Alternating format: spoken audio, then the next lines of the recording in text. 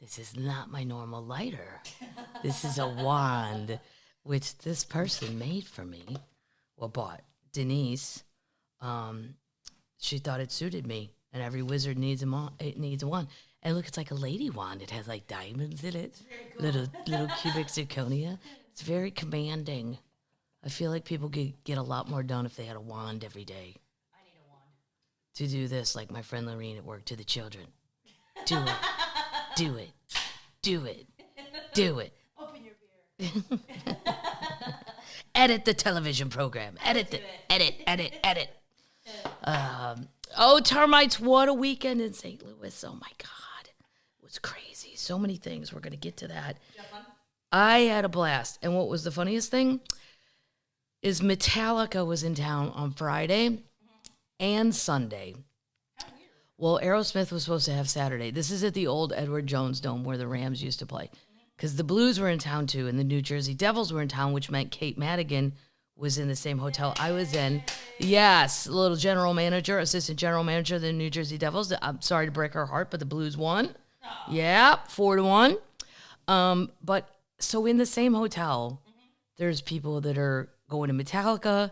There's the hockey players, my friends, my family, fans of our show that were coming. But then we went over to this place called Ballpark Village. If you ever go to St. Louis and you want to go to a Cardinal game, there's a whole surrounding area called Ballpark Village. It's just awesome because the Mizzou game was going to be on, blah, blah, blah, a million TV screens, a million beers. And one of my nieces goes, do you think that guy's in the band Metallica? I said, here's the crazy thing, Claire. Everyone in this bar looks like they're in the band Metallica. Their fans look like they're band people. They're all the same age-ish. There's some younger ones, but it's mostly, I'd say, 40 to 60. Yep. And they have the one T-shirt they love the most. Whatever that T-shirt was Metallica sold, that was a winner because everybody had that one on. I can't tell you. I know Enter Sandman, and I only really know that because it's used in, like, commercials and sporting things. But good for Metallica. They sold it out Friday and then Sunday because Aerosmith was supposed to have Saturday, but then Aerosmith got sick or whatever. I don't know. They're not they canceled things. So I wonder what Metallica did with their day off. They went to your show. Yeah. They did not go to my show. But there were some Metallica fans, and my brother-in-law, sometimes Matt's like, y'all got something to do tonight? My sister-in-law is very funny, and she's going to be over. I'm like, shut up, Matt. Shut up. We don't need, and those guys go, we tried to buy tickets, it's sold out. I'm like, wow, the Metallica, I was so flattered. I'm like, those 5 Metallica guys were going to come to see my show, but that's the other thing, Matt, it's sold out. Right. Stop trying to recruit people to be sad. Not a single seat. He goes, I just want to see their reaction. Okay, well, I am alive, and I'm here, and it's weird. So good for Metallica. That's great. I mean, they're just out there. Good for me. It was sold out. Over 3,000 seats, not a seat left. What are you drinking? I'm drinking a Busch Latte. Boom. They actually wrote latte on here instead of light. That's awesome. It's a Busch Latte. There's a funny card at Ray Gun that said, who's drinking all the, and it says, it goes, Iowa. And then you open it up. It says, the answer to who's drinking all the Busch Light. It's Missouri too, though. Yeah. We're doing our part. Especially for hunting season. Yeah, hunting season is upon us. What's your pint glass? My pint glass says St. Louis City. That's our new soccer team. Oh, cool. Yes, and here in Nashville, they have the Nashville SC. Nashville Soccer Club. Yeah, I went to a game. Mm-hmm. It was fun. Yeah. Parking's a little fucked up. They got to work that out. I walked like a mile. Really? Well, because I could park free at the comedy club. I just called Little Dorfman, and I said, you carved me out a spot there. I'm going to just walk over to that thing. It was the inaugural event. I wanted to see it. Yep. But the Nashville one, I know I'm wandering here, but we got to get a grip on the food there too. Like they had cheeseburgers with pimento cheese. Yeah. Maybe pimento cheese is fine on a cracker, but I don't want it all over a cheeseburger. And there was not an option to get it without it. I'm like, are you forcing the South to become fatter? Exactly. Just, can you, I'll scrape it off. Fine. There was no other choices. So, the venue in St. Louis is called the Stifel Theatre. They're so nice to me. They get so excited, but I get excited to see them. And they got me 2 little limited edition Funkos. Oh, cool. I had a stocking Funko. Until like COVID, I didn't even know what it was. Well, COVID, I decided to research stocks, and I decided to see if I could beat my brother. I did buy stock in Funko. Whoa! Look. And you didn't know what it was? Well, I researched it. I found out they make collectible things. Dolls. Yeah, but they got Cher. Such a diverse portfolio. 268. Yeah, I wanted to buy like 4 stocks just to see if I could beat my brother percentage wise. I did for a little bit and then I lost. But that's not Funko's fault. No. It wasn't their stock that ate shit. No. It wasn't MGM and it wasn't Delta. It was the 4th one I picked. It was a PayPal. Ugh. Yeah. They killed me. Yeah, And what happened? Do people not use PayPal anymore? I don't know. I think there's no more growth opportunity for PayPal. No more growth opportunity. Well, don't you sound like you're from the CNBC desk? Thank you. Yeah, it's Canadian math. I'm seeing an end to their projected growth line. We'll be back in a minute with some bonds and mutual funds that we think are really going to open up this year. All right. You had fun at the Stifel? I had a great time at the Stifel. And all those guys that work there, everybody from... You got a lot of comments on your opener. Oh, the opening act was Chris Voth. He's from Denver. He's very, very funny. And I've known Chris forever. He also has a PhD in English literature and is a teacher. What? Wow. The Denver comics, and it is specific to Denver. My entire life, they either are so crazy that they're not allowed to leave the state. That happens to a lot of them for different reasons. Yep. Or they're so incredibly smart, they have like multiple crazy jobs. My friend Kevin Fitzgerald, he's a veterinarian on the Discovery Channel. He was on Emergency Vets. Wow. He's written like 6 books about poison, like rattlesnakes and stuff. I thought the band. No, not the band. You can't write 6 whole. That's reaching. No. One guy, Steve, I can't think of his last name. He was the reptile guy. So on weekends he would bring reptiles to your child's birthday party. Like they're very eccentric. There's something in the water. Maybe it's the Coors Light. And then you've got like Josh Blue, and they're all funny, but they also don't. There's a lack of focus. That, but like Chris Voth, he went out with Ron for the past year. Well, when Ron was still working, Ron White is unretiring. For those who are interested I in, saw that. if you want to see the Tater one last time, I guess this is really. I don't know. I've talked to him. He's back out on the road. That's what I'll say. Okay. Yeah. If you want to go see him, he'll be refreshed and renewed. He has had a whole year off. Did he shave? Do what? Did he shave? No, he hasn't shaved, and he still looks like Moses. Well, he said he went to sleep in COVID, and he woke up looking like any musician in the band Alabama. And he does. He's got the long gray hair, and I thought he looked like Moses. I thought mine was funnier. So shout out to the Stifel of Adrian, Jesse, Clay, and Emma. They also made a cake that I put on. Well, they had a cake made. It's a box of wine because the tour name's box of wine. Oh, I really thought it was a box of wine. That's awesome. It was a cake. Yeah. I took it to the after party, and I cut into it, and it was red velvet, which happens to be my favorite, and I don't even know how they knew that. That's awesome. I didn't tell them that. They had so much stuff backstage. It was just crazy. The little Funkos, and then the kids nieces and nephews are all back there. Blues jersey. It's just over the top. And You get pizza? I got Emo's Pizza backstage. I love it. Shout out Emo's. Always shout out. They know that. And then I brought one home. Well, didn't do so good coming home, but I have frozen ones. I'll heat one up. Home? Like Nashville? Yeah, I brought it back to Nashville. Oh my God. But first, before I even went to St. Louis, I went to the lake and hung out with the parents. Every day we left for dinner at 4:30. Sweet. As you should. No, 4:15. Because it was fried chicken night, and she's in a panic that they're going to be out by 5:15. Yeah, of course they are. Right. Yeah. Mm-hmm. How was the after party? The after party was fabulous. There was probably 200 of us. Nice. Great to see. Yeah, it's all my cousins and stuff. Fun. Yeah, it was super Big fun. family reunion. And I went in studio to do radio, which I never do anymore. Past history, if you're a comedy fan, the way it used to go is when you'd go to a club in any town, you were there Wednesday through Sunday, Yep. or Monday really, and then Thursday and Friday you would go to local radio stations in the town, and then talk about whatever club, the Improv, the Funny Bone, whatever you're working at. But then after you get into theaters, because now I'm going somewhere different every night. I don't really have time to go in studio. But my old-timey friends in St. Louis, the Courtney Show, super fun. Courtney went out of her way to bring me a gooey butter cake from Schnuck. She said, I know it's not as good as your mom's, but I took it through TSA. I had 3 comments on this. Nice. And they're like, you sharing that? I'm like, nope. It's going straight back to Nashville. I'm not sharing. You gonna taste it? I already ate a huge hunk. It's delicious. Oh, cool. Yeah.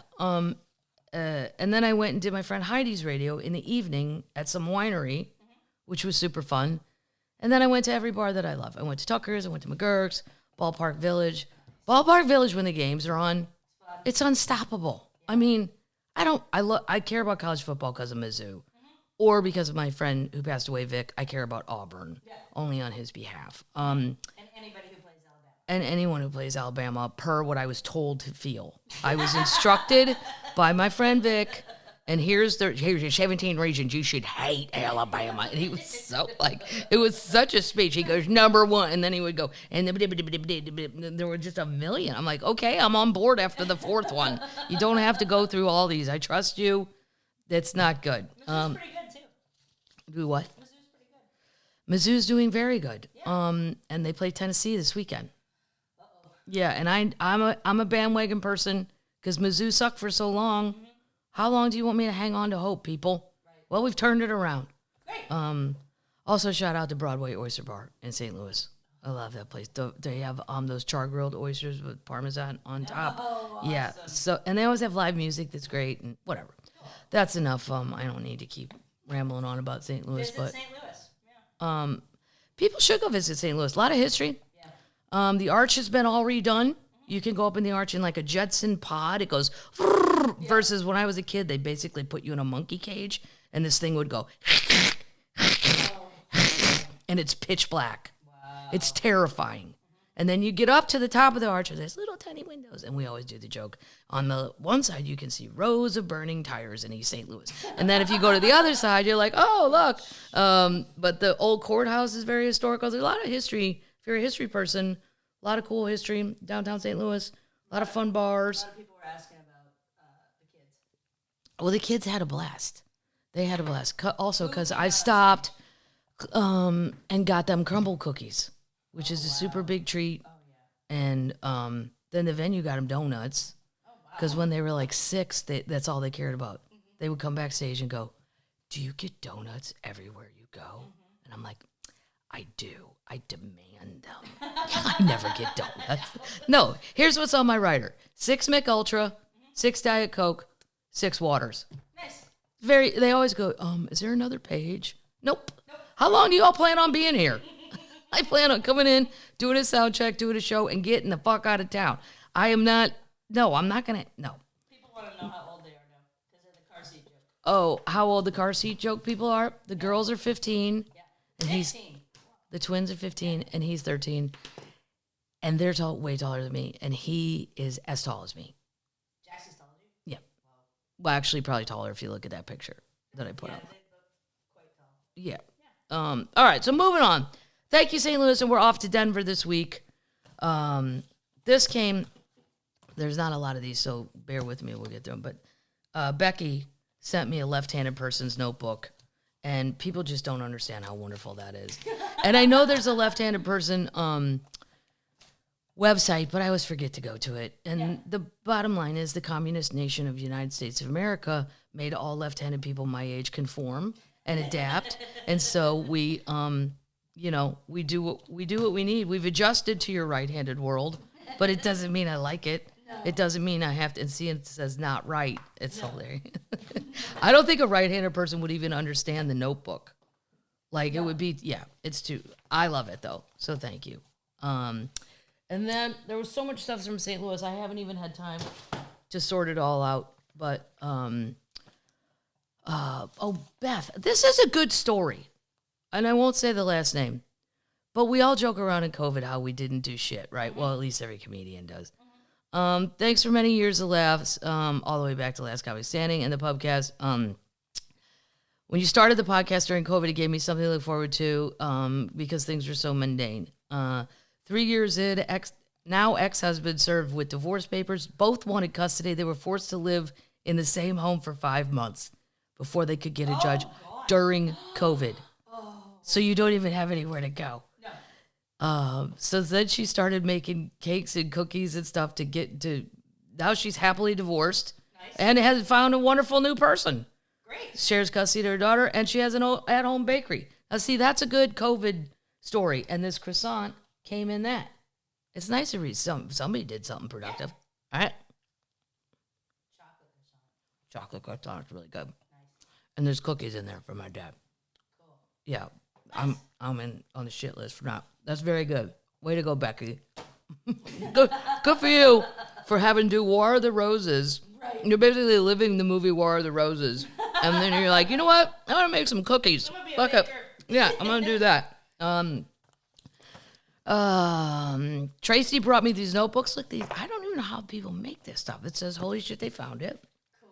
Right? And then this one says, Schnotes. That's for you, Paddles. I'm not doing the Schnotes. Mike from Charlevoix. Nice. Charlevoix. Got me a coffee mug from the UK. Nice. Trisha from Milwaukee got me the catnip bananas.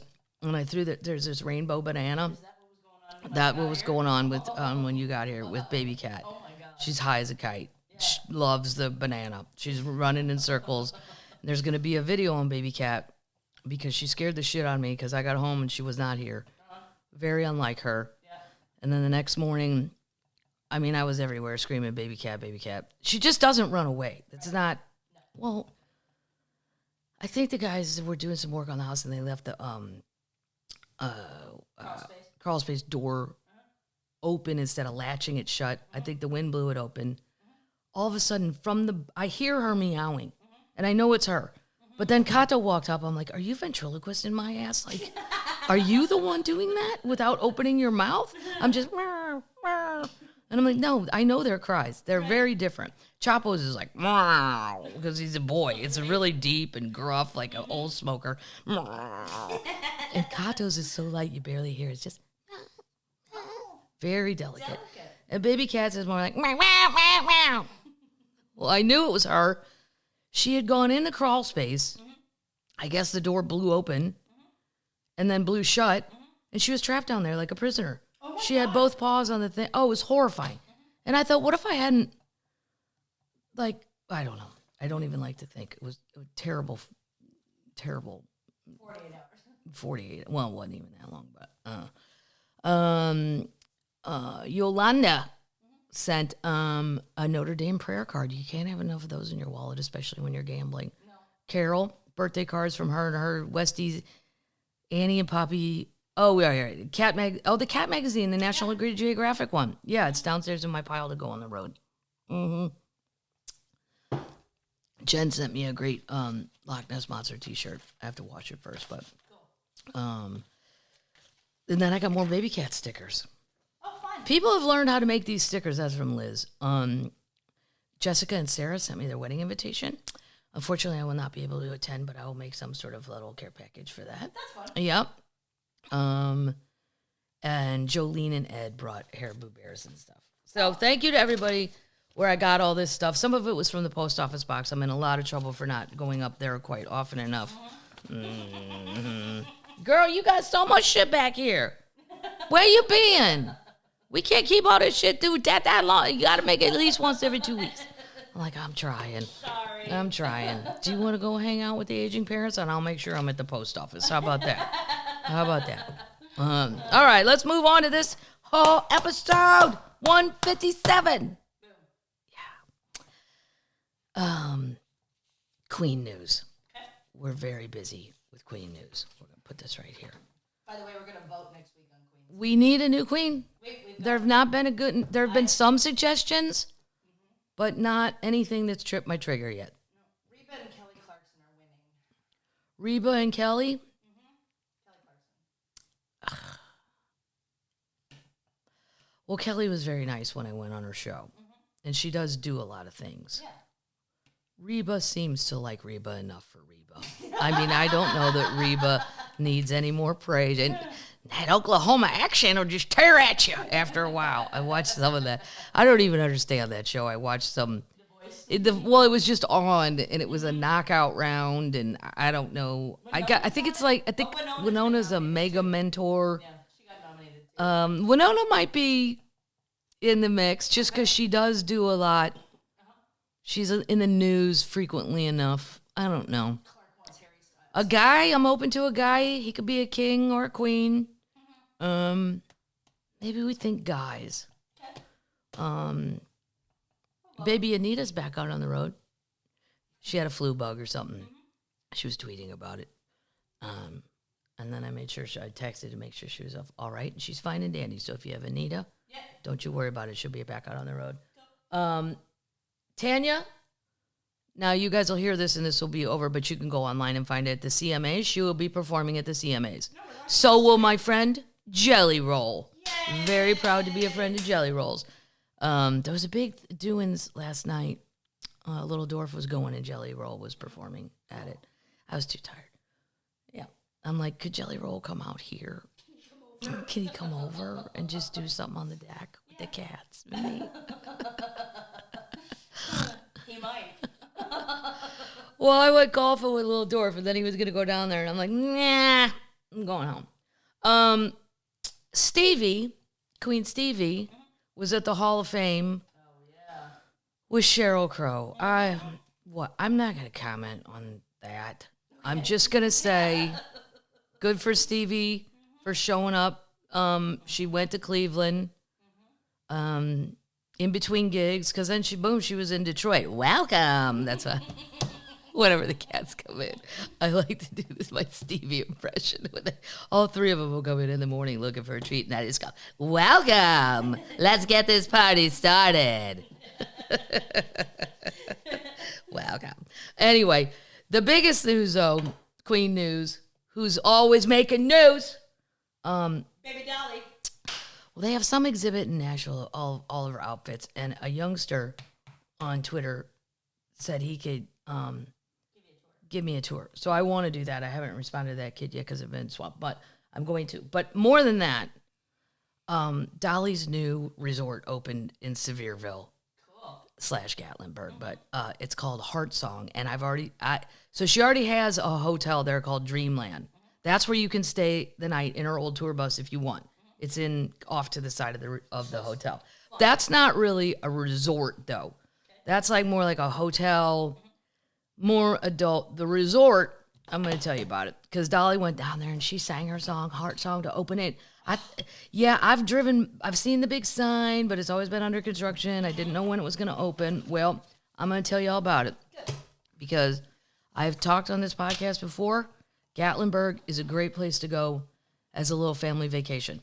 You could go hiking in the Smoky Mountains. There's this resort she opened is awesome. More family things, I think, than it's not but if you want to rent a cabin, it could be just without kids. It's just as awesome. I have a lot of fun there without my family. Without family?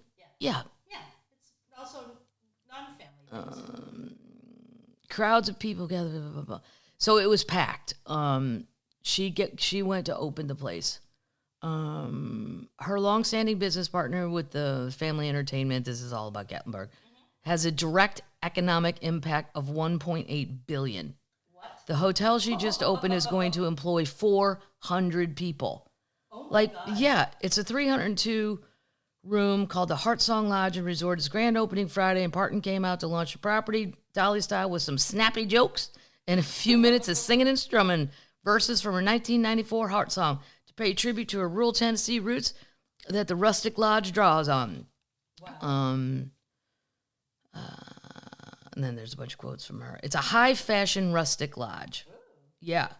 In a lobby, there's a four-story stone fireplace with an iron gate, a depiction of a young Dolly among trees and butterflies.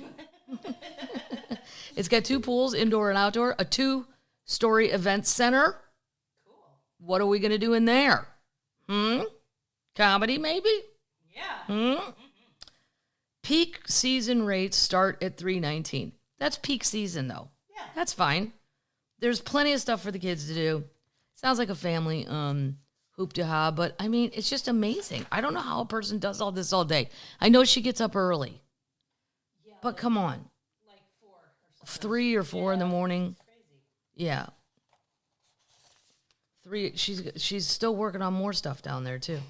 Her Rockstar album comes out next week. Her Rockstar album comes out. The movie comes out. I mean, her team, whoever is working with her, it's amazing. I think she's directing all of it. She might be directing all of it, and she's getting up early to do that. And I wonder what time she goes to bed. I have gotten up that early for radio, and then by 10 a.m., I'm done. Maybe she naps. She might be a napper. You think so? I don't know. So that's all of our Queen news. Taylor's going to... Tay-Tay's going to South America. She has not been at a Chiefs game. The Chiefs did win, but Travis didn't play that good because his... Oh, it's on my fantasy team. Right. He only got like 40 yards, and that's not that many points. 3 points. 3 points? Oh, it's terrible. My kicker did better. Mm-hmm.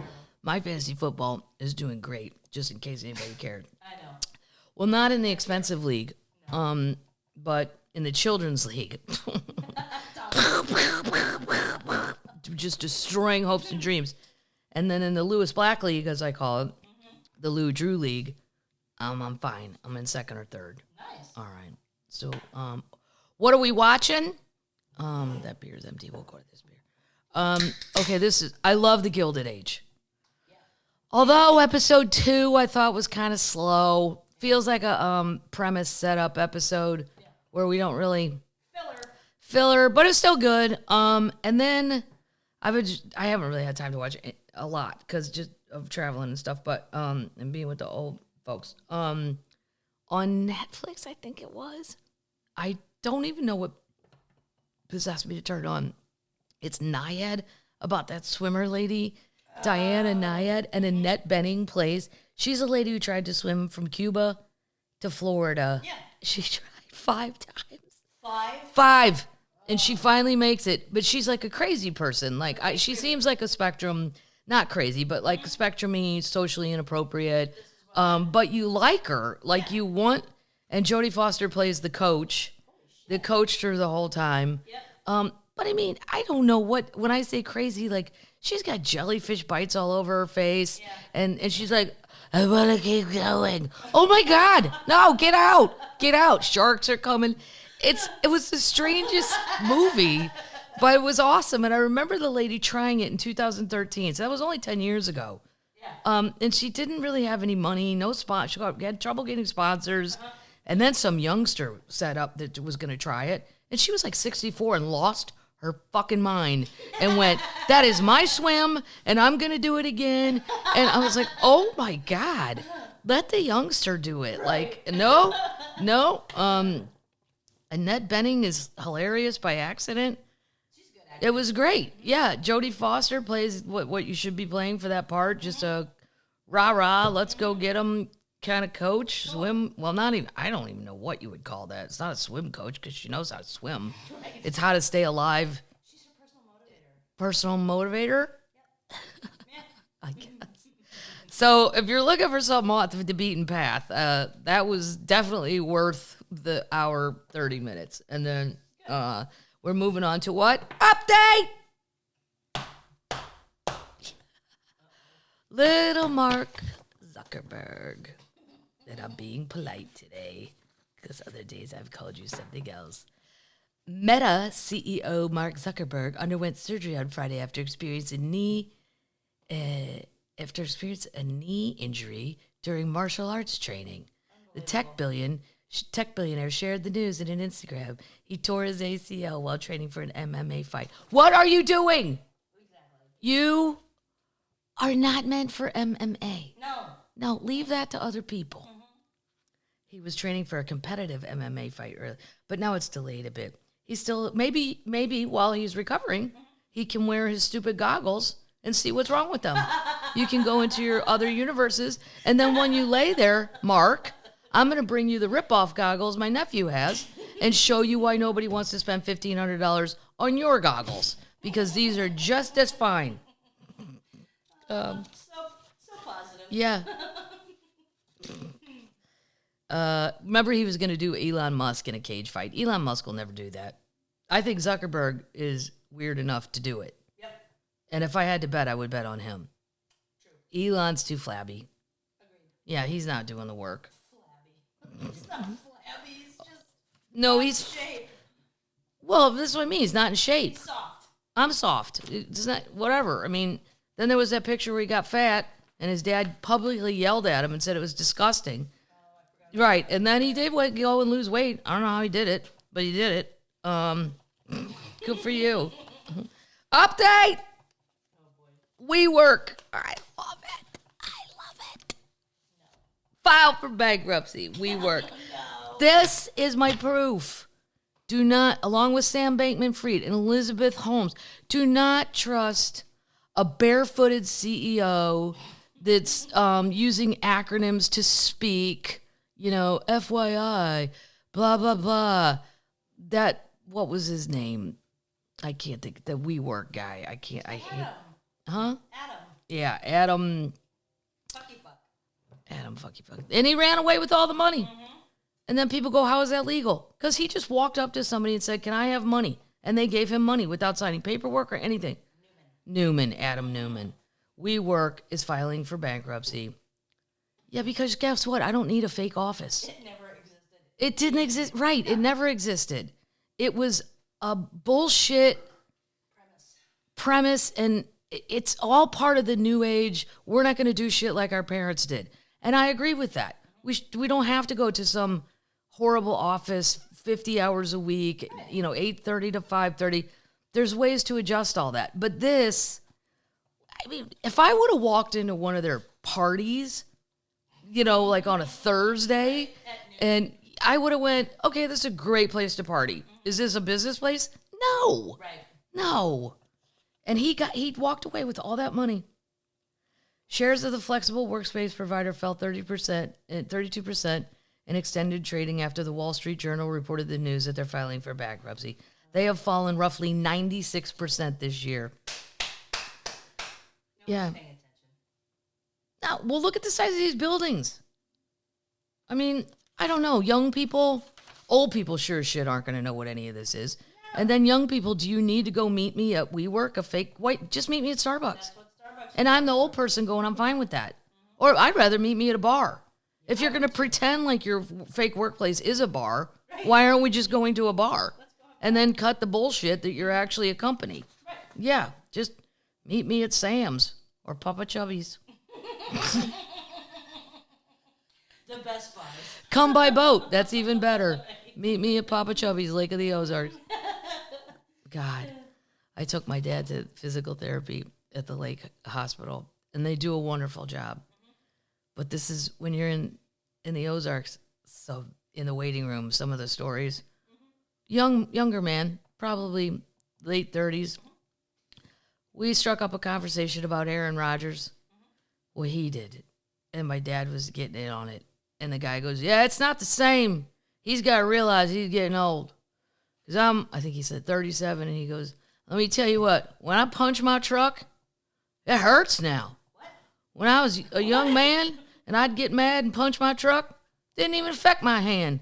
Now I got broken bones and I'm here at therapy. I just kept wanting to go, why are you so angry? And what is it about? And why are you punching your own truck? Like, yeah, if you figure you're punching your truck because you're angry. But, yeah, that's the conversation I had waiting to go in. WeWork was previously valued at $47 billion in 2019 and a black spot for investors SoftBank. That's SoftBank. They sank all the money in. That guy gave him the money. I wouldn't have believed this guy is such a con man. I'm like not the first one to pick up on things like that. Usually takes me a while. But Funko's not a con man. I know, but Funko's real. You put money in Funko. People like to collect things. That was your choice, though. Out of all the stocks. That's why my portfolio is different than most people's. I choose things that are light and fun and things that I might like. Krispy Kreme donuts. I made a lot of money off Krispy Kreme donuts when they came out with the Hot Light. I was like, oh my God, all fatties will unite. This place is going to blow up. And it did. So that's it for WeWork. Sorry, people. Update! We have a traitor update. Trump appointee who assaulted Capitol officers on January 6th sentenced to nearly 6 years. Frederico Klein. He wrote in a message ahead of the Capitol attack, "Hell yeah, I'm going. I'm a Trump employee. I'm a Trump appointee." Yeah, the judge said his conduct was shocking and egregious, and his sentence could have been higher had he not already been in home detention for 2 years. He admitted that he was intent on breaking into the building. Yeah, what are you doing? Yeah, here's the picture. It looks like a normal dude in a shirt. Wow. Yeah, except there's a old-timey beer can in front of him. That's weird. The government was seeking 10 years. He got 6. 6 years, you get to sit by yourself and think of it. Think of what you did. Yeah, you can't stop this. He got in the Capitol. He wedged a police shield riot in between the doors, helping to force the doors open and allow rioters to continue their assault on the cops. That's always so weird to me about all this. Because Trump is pro-cop. Yep. And then these guys are assaulting cops.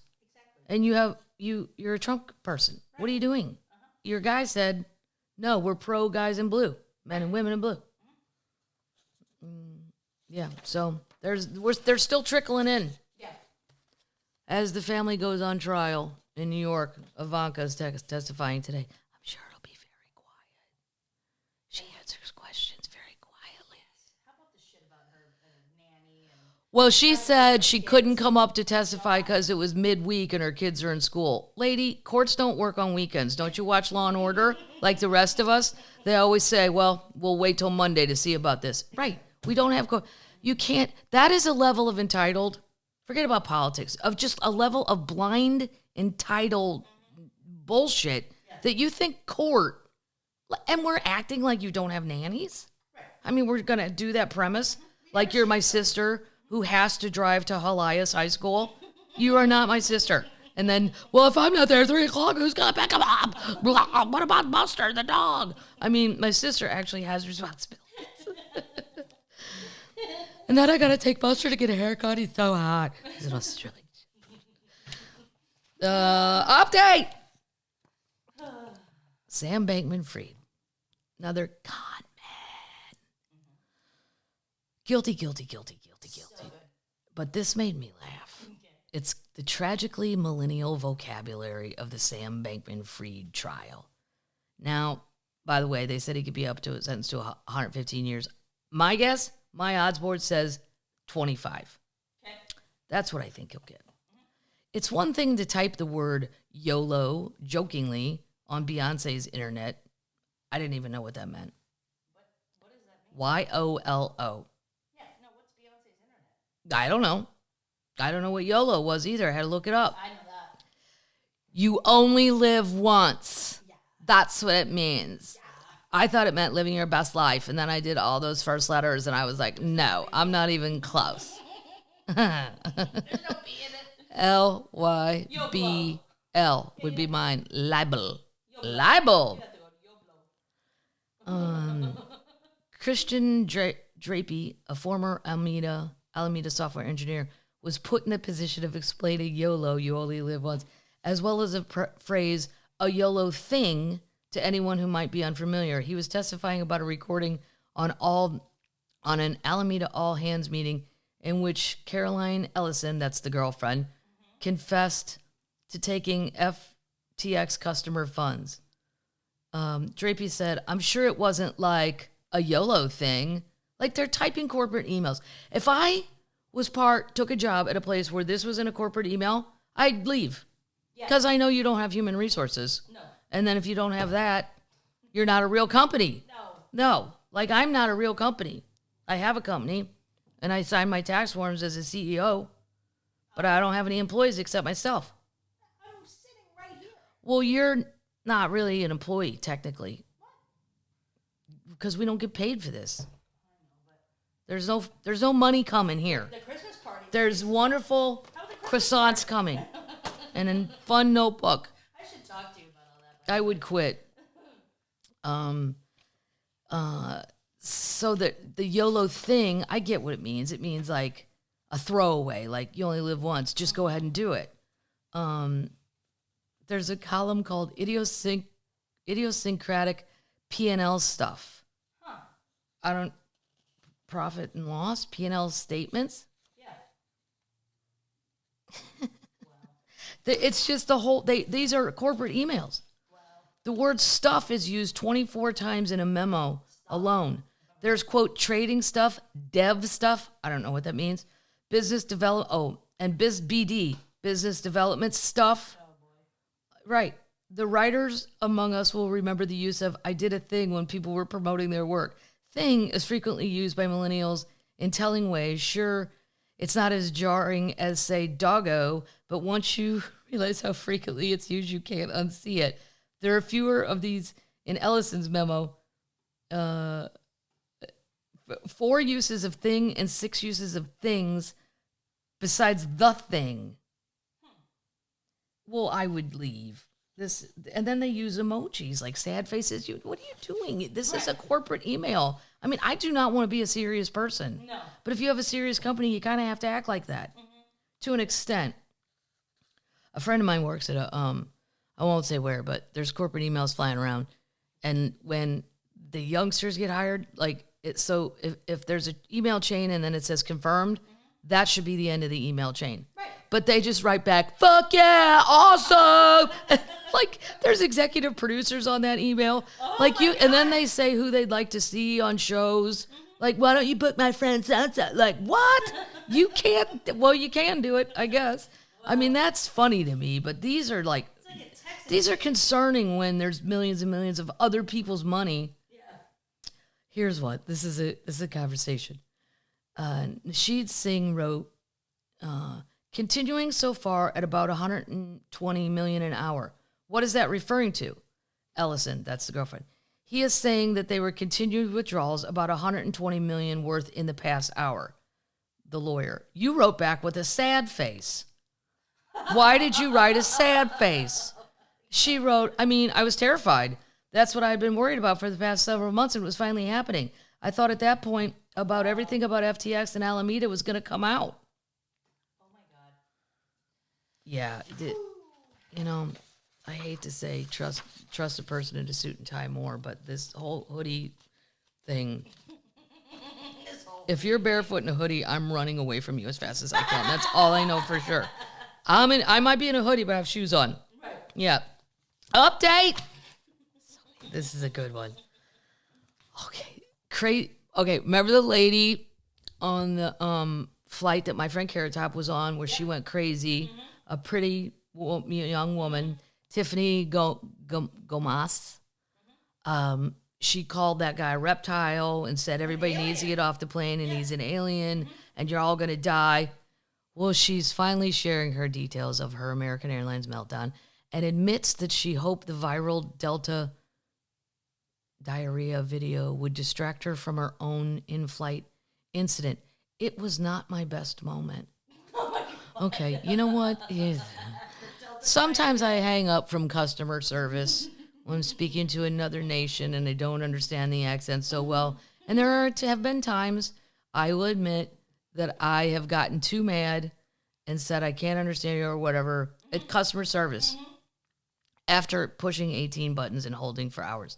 I would say those are not my best moments. Right. Getting up on a plane and yelling someone is a, quote, fucking reptile. I thought it was an alien. An alien, or if you ate a bunch of weed, you know, you ate too many pot cookies, just say that. Yeah. And everybody would understand that. Exactly. Well, those of us who've eaten weed, which never works on me either. I just fall asleep. It's stupid. I wish it did, and I would drink less beer. Crazy plane lady, she revealed the details of her argument, which led to the meltdown on American Airlines flight that went viral back in July. She was videoed and screamed, "That motherfucker back there is not real," before being escorted off the American Airlines flight. This went on outside, too, by the way. There's videos of her outside. I know exactly where it is at the Dallas airport. I also think she might have been a little, how many drinks did you have in the bar? Chardonnay. Right. Hot Chardonnay. The Dallas marketing executive explained she explained the background. She's a I know. All these people, they always have some job that you're like, okay, well, you're going to get fired now, probably. And then you're going to go, that's cancel culture. The Karen in New York in the park. And then it turns out, just, they all have, that's why they feel entitled to do this. Exactly. Mm-hmm. She said she had become embroiled in a little bit of an altercation with another passenger and it, quote, spiraled out of control. It was not my best moment. Absolutely mortifying. How horribly mortifying, she added. Explaining her unwillingness to talk about the issue previously, she said, the reason I probably haven't come out yet is that it's so cringe. Oh. That word. Yeah. It's so cringe. The fact that you just said that is cringeworthy. Yeah. Just to say that you go, it's cringe. You're just too tired to say worthy, cringe-worthy.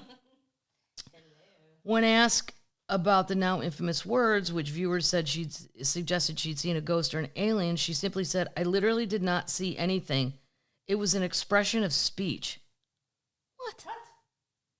My entire life, I've never looked at somebody and said, that's a fucking reptile. No. They're making me look batshit. And given I looked crazy, but I was in my feels. I hate that term too. What does that mean? In my feels? Yeah. It means I've heard it said I was having all the feels, meaning you have a lot of emotion at the time. Try to keep up paddles with anybody that's under 45. I was in my feels, needed to get off. I was highly distressed. Not a good look. She would not elaborate on the cause of the argument or whether it's since been resolved or simply saying she'd give it up her aisle seat because, as you heard me saying, I'm only 5'2" in my little bratty ass voice. Oh my God. There was really bad energy, and I didn't want to get into all the details of that. As you know, it's ongoing. I was in my feels. Oh my God. She said she felt unable to leave her home for about 4 weeks after the incident. You should sit there with a therapist for a lot longer than that and tell me why, if you're not drunk and you haven't eaten too many weed candies or something, you're hollering that people are aliens and we're all going to die. Yeah. And then the whole flight's got to get off. Mm-hmm. She acts like, I was in my feels. No. The whole goddamn plane had to get off. Exactly. Carrot Top. Then all the people have to be in, what's the FAA rules with the flight attendants? They have to come off too and be interviewed. They expired. It's all, Jesus.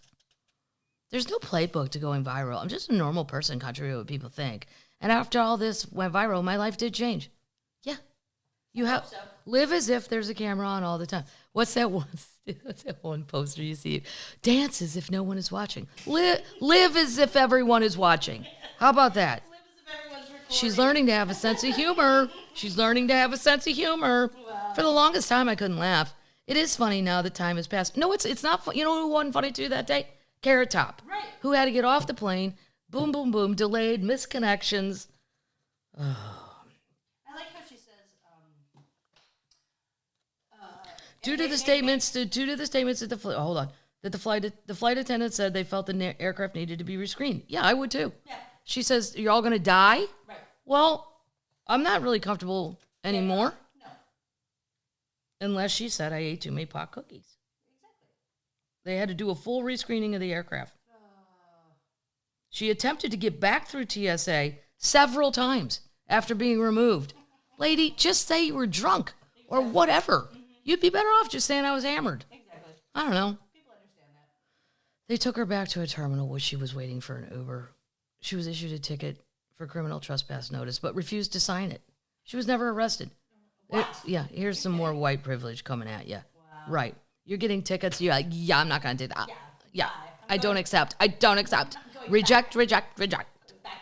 She's a graduate of Oklahoma State University, lives in a $2 million home in Lakewood neighborhood. Wow. She's the founder of a marketing firm in Dallas called Uppercut Marketing. Huh. Let's put their email address in the Schnuck. I was in my feels. Wow. Moving on. Holy shit, they found it. I said that too loud. Yeah, you have to say it. Holy shit, they found it. This is compliments of my research assistant, termite research assistant, Dax. Also, when he's not being a termite assistant research person, he is a drummer in Cheap Trick. And a father of beautiful children. Yes. Oh, he sent me this one. This one because it came out and I didn't see it.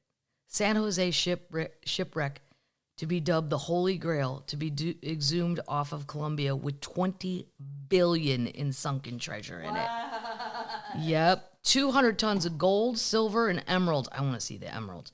Could be floating on the Caribbean within months after Colombia declared a national mission to recover the treasure. The Spanish galleon San Jose sank off the Colombian port of Cartagena after its powder magazines detonated during a skirmish with the British in 1708. Wow. On board were treasures worth up to $20 billion in today's money, along with 600 sailors, all but 11 who went down with the ship. Wow. That's sad times. Yeah. Colombian government announced a new team of Navy divers. So this is in 2015, they had new Navy, but they couldn't get it up. Last year, another team brought back a jaw-dropping images of the perfectly preserved cargo. The government said it will be raised before President Gustavo Petro ends his term in office in 2026. Oh, my God. Wow. Mm-hmm.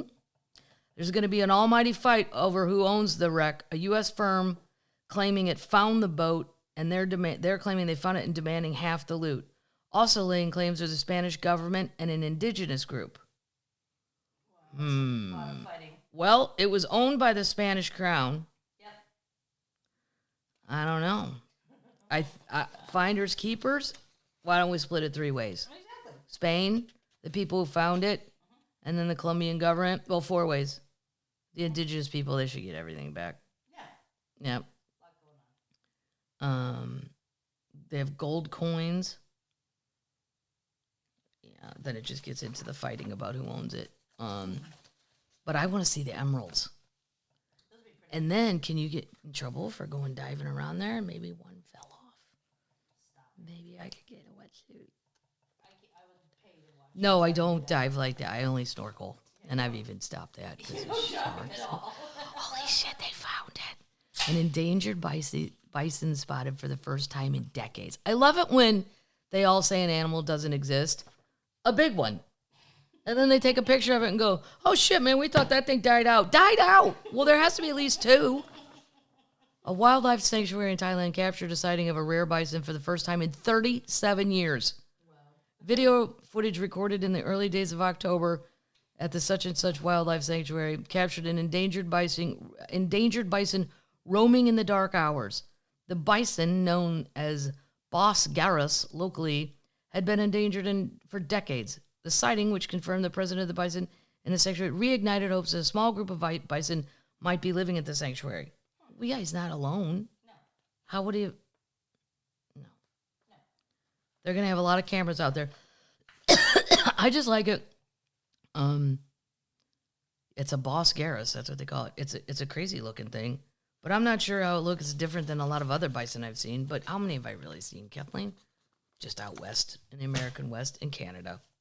Wow. Right. Excellent. News. We're moving on to news. Oh, come on. We're moving on. News?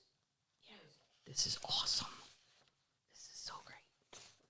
Yeah, I had a lot of updates this week.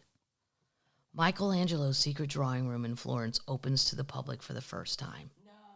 Now, dang it, I was in Florence many, many years ago, and it's a wonderful city.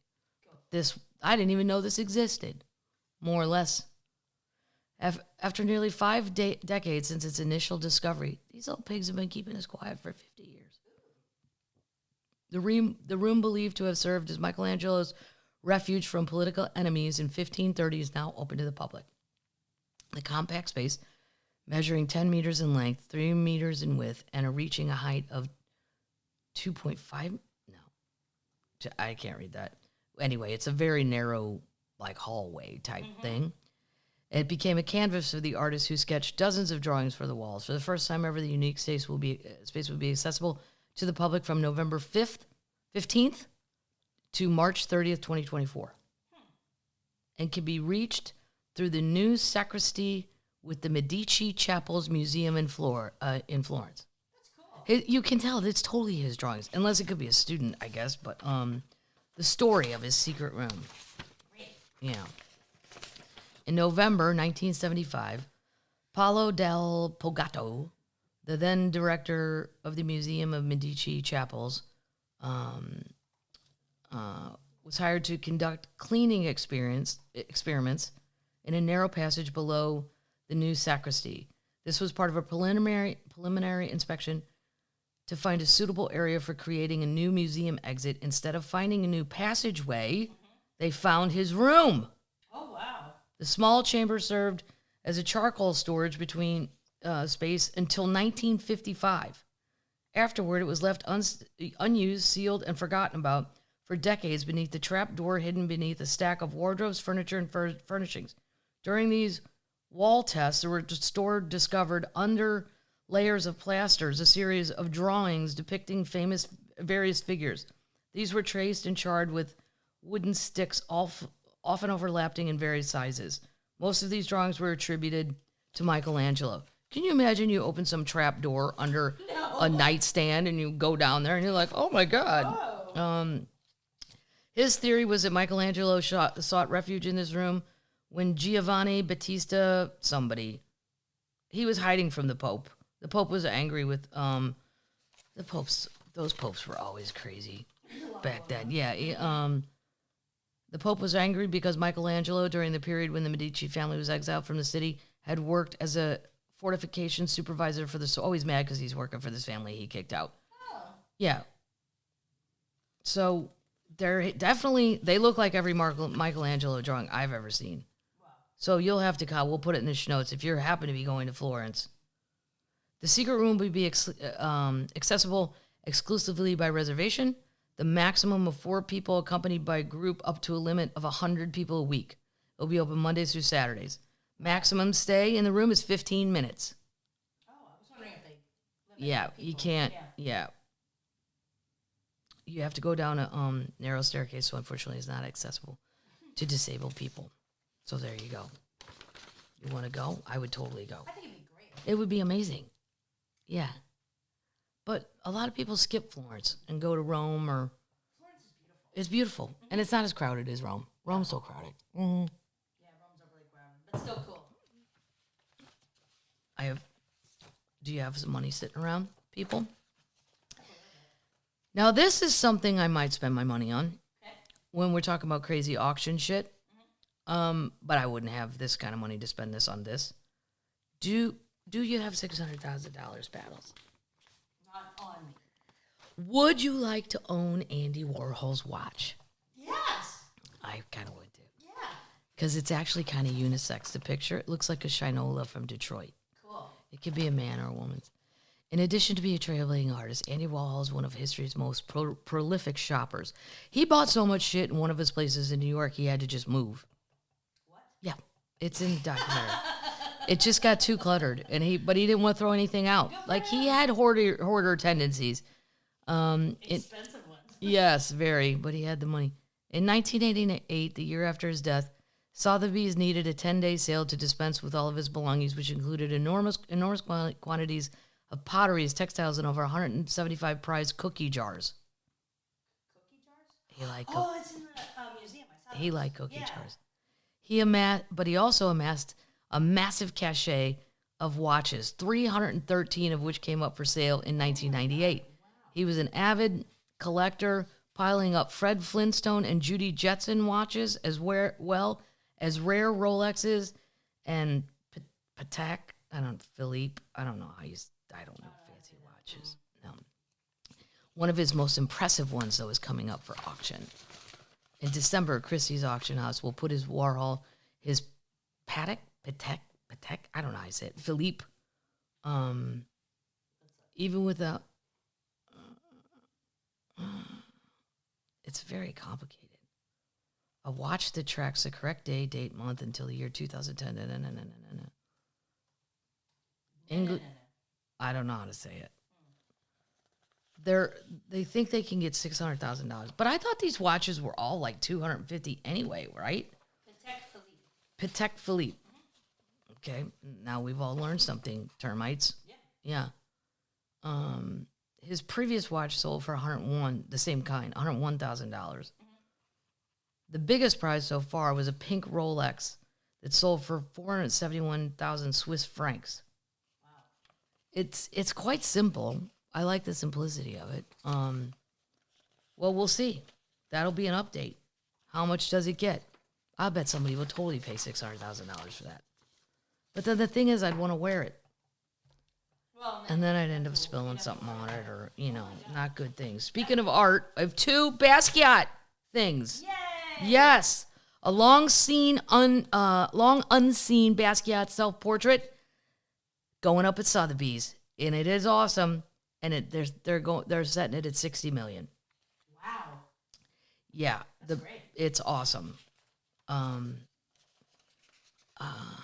It's 8 foot tall. So you get your money's worth. Wow. It's big. That's huge. Yeah, I don't like it when it's up for auction. It's this big. It's a postage stamp. What am I going to do with that? It's the Mona Yeah. Lisa. Where has it been though? So oh, I didn't watch that one. Never mind. I'm not sure. I thought it was going to say where it had been. The painting was last seen publicly in 1999 when it was sold at Christie's for $772,000. Wow. It'll go on display for the first time when Sotheby's New York Gallery. So who did it? It's so secret. That's why I'm fascinated by the art world. Everything's a big fucking secret. Kind of dirty too. There's a lot of dirty dirty secrets. money, If you get into the art thing about that whole place in Switzerland, that underground cave that has all the, It's terrible. yeah. But I guess they're so valuable. Yeah. And there's a print, and they're putting that up too. That's pretty good. And though they already did this one, it brought 1.1 million in. Wow. So if you're a Basquiat person, it's a big week. Lots of things happening. Moving on to less hard things. Dunkin' Donuts. You want free donuts Yes. for the rest of the year? The year. That's right. I don't love their donuts. I'm more of a local donut person, lady. Not to be a hipster. I don't know. I just think local places do better than chains on donuts. You also like grocery store donuts. I love grocery store donuts. Exactly. Yeah, the cheaper kind of donut, the better to me. Like the fancy donuts, they're always too rich and thick. They're more like a dessert. I want a donut with a coffee, a run donut, meaning I can still go run after this. I got shit to do. Dunkin' Donuts is giving away free donuts every Wednesday for the rest of the year. Members of the free Dunkin' Donuts loyalty program will receive a classic donut with the purchase of any drink each Wednesday until December 31st. It's one of the latest menu additions that celebrate the holiday season. Hello. Old people. See, this is going to confuse old people because they're going to want the free donut, but they're not going to understand the app. No. That's where they got to have their kids put it on there for them and go, when you want your donut, Dad, hit that. All of Dunkin' Donuts are included in the deal, so they're not being cheapskates and going, oh, we only meant those. Oh, good. Yeah, that's the kind of crap where you're like, wah, wah. Yeah, whatever. Including its seasonal chocolate, vanilla, and strawberry frosted donuts. If you're not part of the Dunkin's Reward loyalty program, though, you will not be allowed to participate. Don't even think about it. No. Yeah. Sign up. Get a free donut every Wednesday. Their coffee's fine. It's an East Coast thing. Mostly, I find it to be. Yes. Dunk. My friend Mike. Kathleen, we going to go for some dunks later? I don't know, Mike. Right. Yeah, if you say so, we're going. Their coffee's fine, though. He got me one time that I can't remember what it was. It was super good. And their lines aren't as long as Starbucks. So. Starbucks is terrible lines. Well, people stand in them, though. I do. The one at the Nashville airport, forget it. Yeah. Um, Their app works, though. You gotta order ahead. Goldie Hawn says she was paralyzed before being touched by godlike aliens. What did you just say? What? What did you just say? I don't like to do a lot of pop culture stories because I don't really know a lot of people except the people I choose, but I do know who Goldie Hawn is. Why she came out with this story right now, I don't have any idea. She thinks triangular-shaped aliens touched her face, and she says they felt like God. Right? The 77-year-old Private Benjamin actress said she was paralyzed when she saw what she described as silver extraterrestrials who had slashes for mouths and tiny noses. She told Apple Podcast, oh, that's where it came out, about her out-of-world experience and which she says happened when she woke up after falling asleep in her car while stargazing in West Covina, California. Oh, my God. Who's really? Do people? I don't know. It was this, like if I was going to stargaze, I'd get out of my car. Yeah. It was This high frequency, she says. And I looked out the window, and I saw these 2 or 3 triangular-shaped heads. Goldie, who has a son, actor son Oliver, and daughter Kate, 44, and her musician ex-husband Bill Hudson, as well as her son, blah, blah, blah, blah, blah, I don't care. Said the aliens were pointing at me in a car as if they were discussing me. And it felt like she was their subject. It was the most benevolent, loving feeling. This was powerful. It was filled with light. At the time of her close encounter, she was working as a dancer at the Medleyland Christian Center near Disneyland. Just after the incident, blah, blah, blah. She also revealed that she was sent to a psychologist after a scary experience using cannabis in the 1960s, about the same time she encountered the aliens. Weird. Well, maybe your cannabis was laced with a little something hoo-ha, as Lewis would say. God knows what they were doing in the 60s besides running around joining cults. Lou. Wow. Goldie. That's a good last story.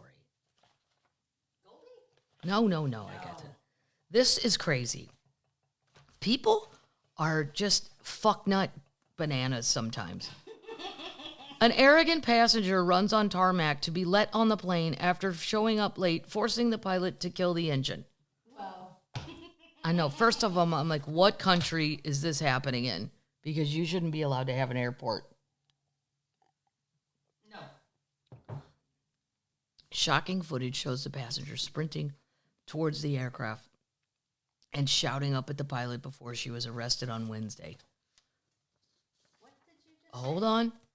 An arrogant woman pushed past airport security to get out onto the runway before running under the nose of the plane. So it's probably like Burbank or one of those ones where... It's still illegal. Well, I know, but I'm saying people are probably picturing, like at Nashville, if you ran down the thing, the planes, the jet bridge, the plane's either there or it's not. But if you take like Burbank Airport in California, you walk outside to your plane. Well, this woman, so it had done boarding and it was leaving, and she just bolted past. You could at Burbank get past people. Wow. If you're shocking them, they're not expecting it. So, No, because you're a moron. onlookers watched in disbelief as she was shouting at the pilot to let her on the plane. Can you imagine? No. Getting out to the tarmac and going, hey, me down here, hey. Luckily, the pilot killed the engine just in time. This was called Canberra Airport in Australia. The woman turns and runs away from the jet after it becomes apparent she won't be let on the flight. One man, Dennis, caught the chaotic scene on camera. People were a little flat-footed and didn't know what to do.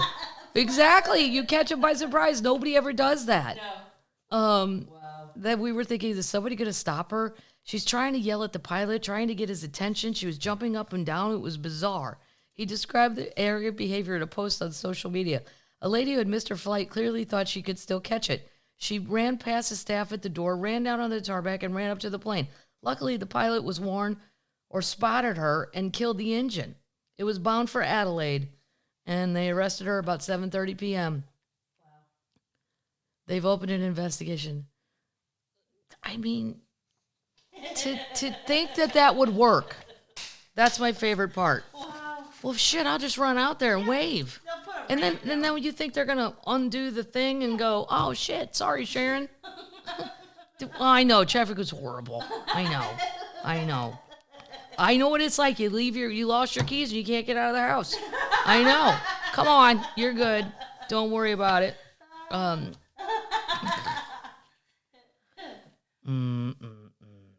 This is crazy. So this nautical chart sold at auction for $239,000. It's revealed to be the fourth oldest of its kind in the world, and it's now going to sell for $7.5 million. Oh, no. Somebody sold it. Oh, no. Yep. Christie's did it. Wow. Yep.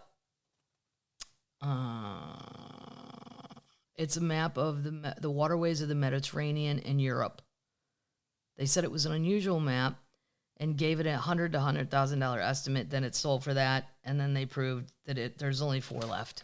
$7 million. That's crazy. Somebody's got to be fired over that. Exactly. Who's my map person? Bob? Bob? Remember that map? Yeah, well, You're a math person. idiot. Loser. This is kind of crazy. Scientists are studying a 116-year-old woman from San Francisco. San Francisco-born grandma, who's the oldest woman in the world to learn her secrets and develop cures for diseases. 116. Mm-hmm. Wow. Maria Branes from Spain is 115 years old with no major health conditions. She credits eating natural yogurt and exploring nature for her longevity. Smoking. Right. Yeah. No, she's not smoking. She probably smokes in whiskey, but she knows she has to say that. Right, you have to say it.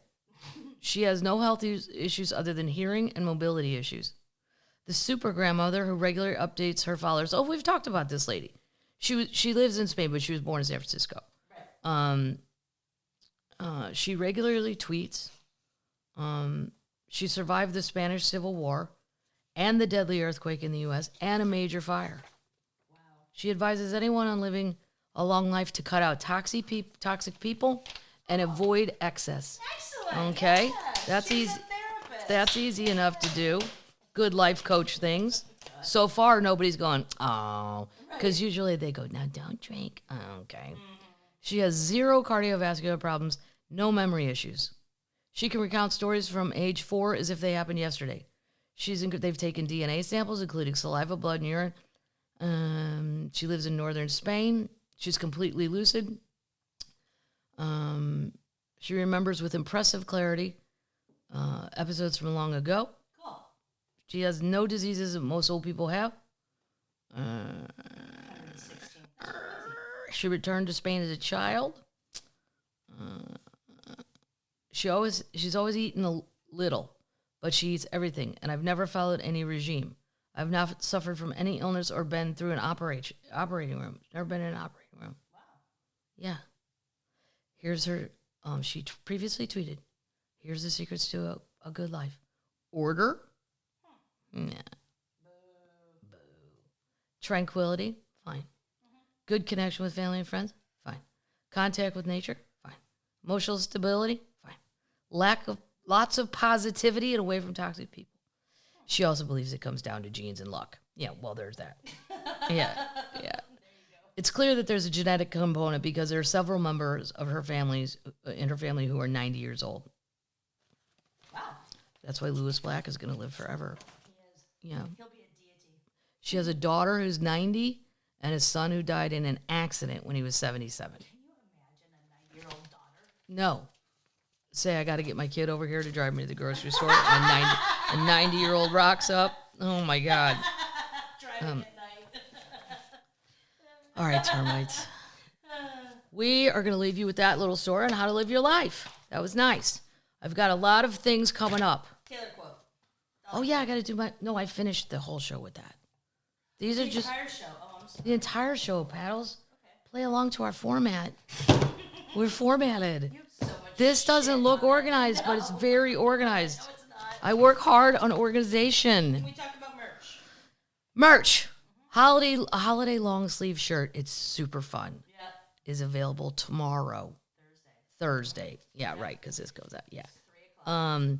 And we're going to throw DVDs up on the website. People at shows are asking for them. I didn't think anybody wanted them. Nope. Going to throw them up on the website. Gone Madigan. Thanksgiving week. I think there's Madigan again ones. I don't even know what's in my giant closet. But And CDs. and CDs, yeah. People still want them. Yeah. Well, my Mercury, that guy who made me my Stevie Nicks one, I listened to it on the way there. Isn't that romantic? Yeah. Yeah. That guy was very nice. Yeah. Upcoming shows. Denver. There's 2 this weekend. First show, sold out. Second show, still tickets. Yep. That's at 8:30. I know that seems very late. Jesus. I remember at Comedy Works in Denver, we used to do 8, 10, and midnight. Wow. Nobody complained. No. No. See you at midnight. And then so when I started in St. Louis at the Funny Bone, we did 8, 10, and midnight at the Funny Bone there. And there was this guy, Al Canal, and Al talked like that. All right. He talked like that. In the midnight show, everybody was just drunk. And he'd go, okay, here's the thing, because they're mostly drunk. We're going to, everybody has an Al impression, by the way. It's not just me. We're going to start the show about 12:20. They won't notice. They won't notice the difference because they're drunk. And then the opener, you're going to do like 5 or 6 minutes. The middle act, you're going to do like 15 tight. Headliner, 35. Wow. And I'm like, well, that's kind of a ripoff because the other shows are longer than that. He goes, I said, Kathleen, they're drunk. They're not going to know. And I'm like, okay, well, then I guess I'll have a beer too. Anyway, Denver, then the Villages, the 17th, that's November 17th and 18th. I just did a little radio gig on the phone with those guys, too. It was very fun. Eugene, Oregon, Portland, Oregon, Seattle, Oregon. Then next year, Wichita. I haven't been there in forever. It's been a long time. Yeah. Tulsa. It's been a while, but I did a casino there. Can't remember which one. Santa Rosa and Wheatland are makeup days for the shows I had to cancel to go home for my dad. Then San Luis Obispo, Monterey. Then Birmingham and Atlanta. Both of those I love. Atlanta is the Cobb Energy Center. Fun? Yeah, it's fun. It's big. It's big, big, big. And tickets are selling great. And Birmingham's great, too. Cool. Scottsdale, Arizona, Talking Stick. You can't beat Talking Stick. Nope. That place is great. Chattanooga, Huntsville. Love them both. Easy to get to. This is how old I've become. How far is it? Who's asking? Am I going to have to take 2 flights? Right. Detroit, March 1st and 2nd. So that's a Friday and a Saturday. Detroit, I will see you at the Royal Oak Music Hall. Fun. Yeah, it's fun. Dayton, Indy, San Antonio, Austin, Marietta, Ohio, Cincinnati. Wonderful. Tarrytown. That's the way they'd say it in the Midwest. You're going to go to Tarrytown. Wilmington, Delaware. That's always a good gig. And then Thousand Oaks, California. Nice. Also, podcast-wise. So you guys know I love the Murders podcast. My little friend, Mandy Matney. Yep. I did her podcast. Like we did a Switch one. So that will be a special episode of this. Next week. And it will be posted if you're interested. And I had questions for her about doing all the reporting on that whole murder deal because I'm obsessed with true crime. And we just had a really fun talk. Cool. She's one of the youngsters that works her ass off. She's got a book coming out. That's why I'm helping. Hope to help. What? Blood on Their Hands. Oh, Blood on Their Hands is the title of it. Yeah. Yep. It's about the entire thing. And the whole thing, which is still ongoing because he's probably going to get a new trial. Mm-hmm. It's just unbelievable. We'll put it in the show notes. Mm-hmm. Yeah. And then I did the Daily Blast Live. I love that. If you don't go to the Daily Blast Live, I usually don't like the upbeat, like, I don't know. In the morning, it's always weird where they're, hey, and everybody's jacked up. Totally. But these guys are fun because they're smart. Okay, we're going to go out on a Taylor and Dolly quote. Okay. This is Taylor. Okay. Maybe you aren't meant to fit in. Maybe you're meant to stand out. Okay. I'll think about it, Tay-Tay. Dolly. These are random openings. On her relationship with God. This is an interview in the Times. Wow. When I'm a little bit bad, I have a chat with God. I ask for his forgiveness. And then go straight back out there and party again. Oh, wow. Wow. Good girl. Nice. Yeah, that's a good one. Good one, Dolly. All right, termites. We will see you down the road. We'll see you out on the road. I met a lot of termites in St. Louis and random places. What are we going to do in Denver? In Denver? I know where you're going. Everybody knows where I'm going to go. Everybody knows where I'm going to go in Denver, where I always go. I can't wait for those shows because it's super fun. And I love my relatives, but 200 of them sometimes, it's a lot to take. It's a lot of details to take care of. I have to make sure there's enough bartenders, blah, blah, blah. Or people will revolt. And then they've all been drinking. And a couple of my relatives were super duper hammered. Mm-hmm. And I'm like, what is up with so-and-so? I won't mention names. And they're like, Kathleen, you forgot. They've been drinking since the Mizzou game started. I'm like, oh, right. I forgot the Mizzou game was the football was on starting at 2:30. Yeah. So by the time I meet up with those guys, it's 10:30 at night. Wow. 8 hours of boy. Yeah. All right.